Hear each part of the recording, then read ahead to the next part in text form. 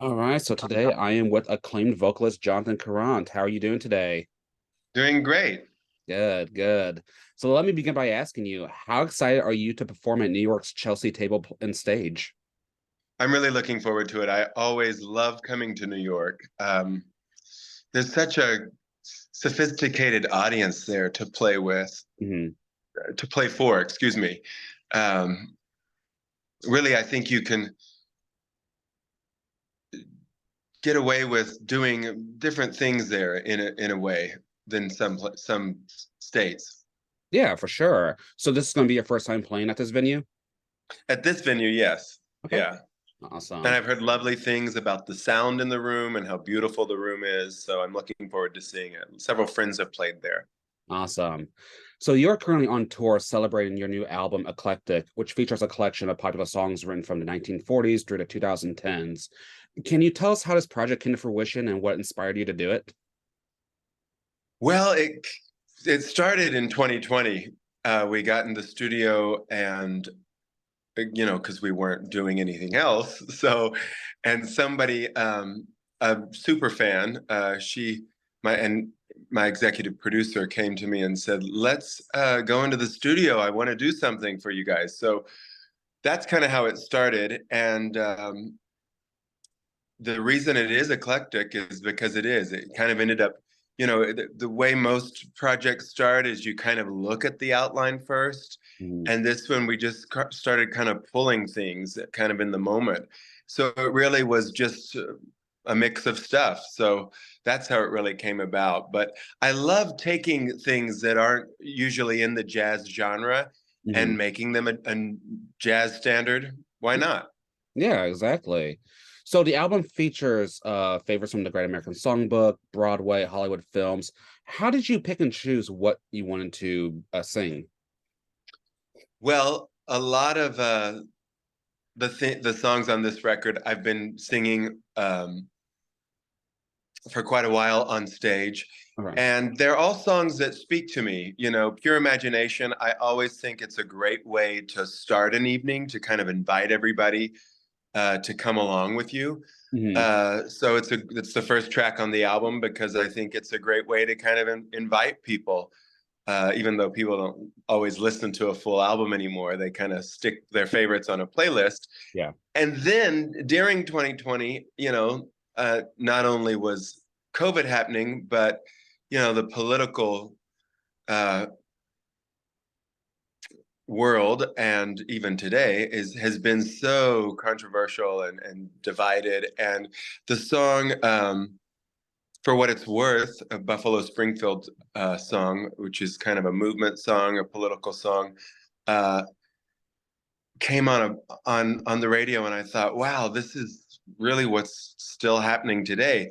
So that ended up on the record just due to the political climate and the climate of the world. And then we put our own twist to it, of course, and the song is very much like a warning. Okay. And I added like an ad lib at the end to kind of give my own objective and to give kind of a personal positive plea for peace at the Yeah. end. Hmm. Okay. Awesome. Fantastic. So, what are some of your other main sources of inspiration in the music that you sing? Oh gosh, great lyrics are something that inspire me.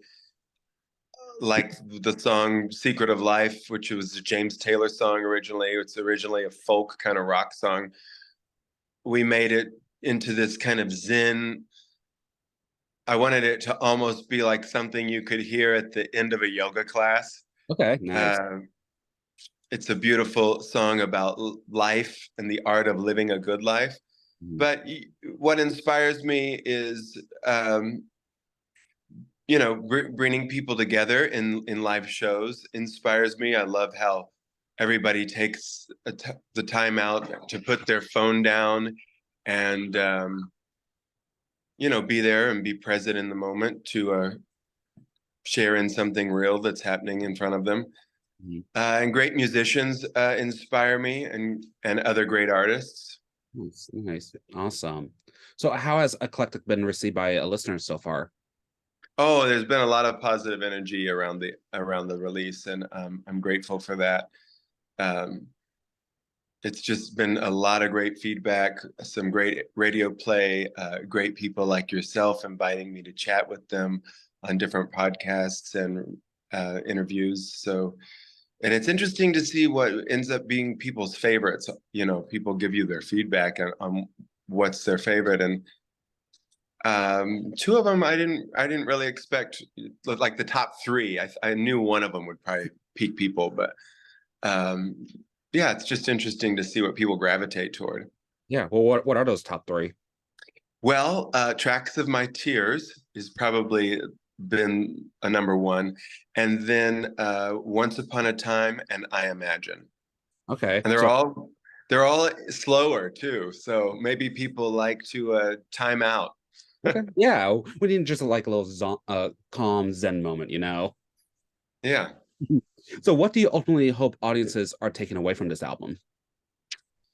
Well, in like with those new standards, let's call them, in creating that, songs that are from, Macy Gray or Smokey Robinson or James Taylor, I always hope that like younger ears, because Mhm. jazz gets a rap for being like old people's music.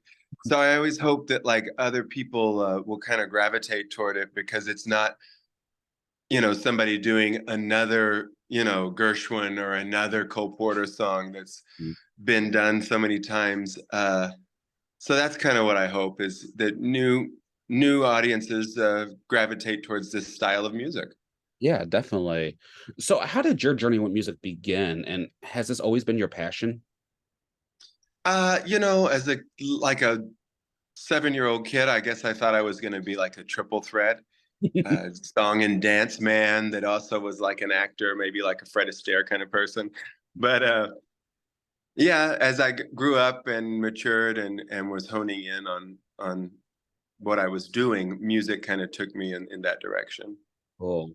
And what particularly drew you to the jazz genre? Ooh, just my taste, my soul. It's what I gravitate gravitate toward. It makes me happy. It makes me feel good. It can be light. It can be deep. It can be playful. It can be serious. It's just it's got something to bite into. Yeah, There's endless possibilities with it. for sure.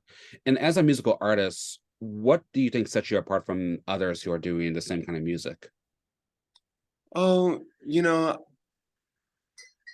I guess just bringing my own personal taste to it. I really try to make each song my own and make the arrangements unique to me, and hopefully, give people some joy and take them someplace through storytelling, you Awesome. know? Yeah, storytelling is very important to music.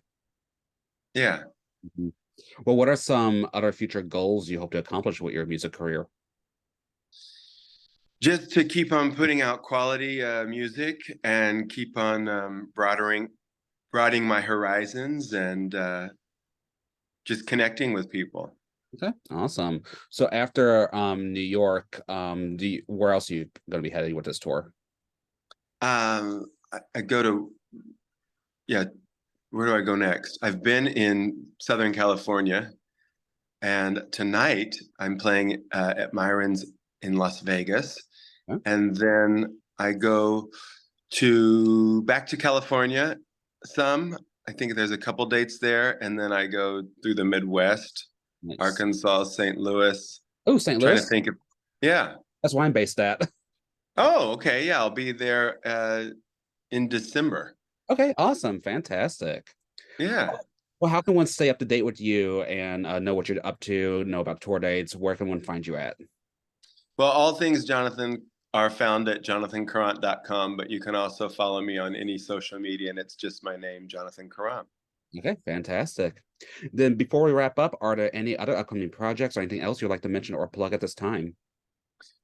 Well, last year I released a holiday album, Christmas Wish, And through the December month, I'll be touring with that and doing some holiday shows. So really proud of that project as well. Awesome. Fantastic.